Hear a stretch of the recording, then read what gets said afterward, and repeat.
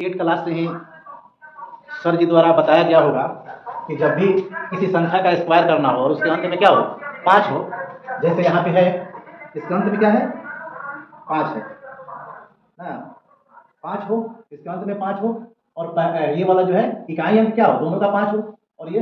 बराबर, यानी कहने का मतलब क्या है कि 25 का स्क्वायर पूछा जा रहा है, यहाँ 35 का स्क्वायर पूछा जा रहा है, यहाँ 45 का स्क्वायर पूछा जा रहा है।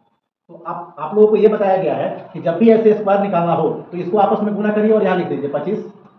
और ये जो 2 है तो 2 को 1 बढ़ाकर आपस में गुना करके यहाँ लिख देते हैं,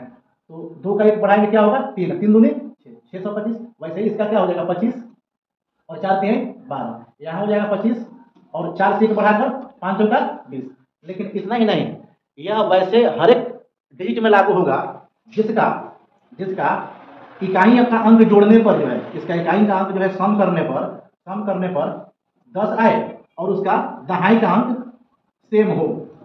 बराबर हो, उस पर यह नियम लागू होगा। जैसे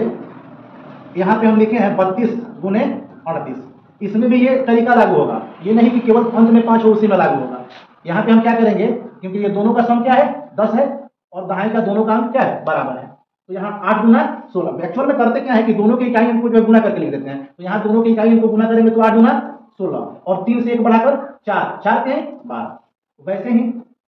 42 गुने 48 को भी हम कर सकते हैं, 42 गुने 48 को भी कर सकते हैं, 8 गुना 16 और 4 से 1 बढ़ाकर 5, 5 का 20। तो ये आपको अभी तक आपको केवल जो है इकाई अंक 5 हो उसी को जो है गुना करने के लिए बताया गया है, लेकिन ये ऐसे भी लागू होता है। तो आप कमेंट में बताइए कि क्या ये पहले आप जानते थे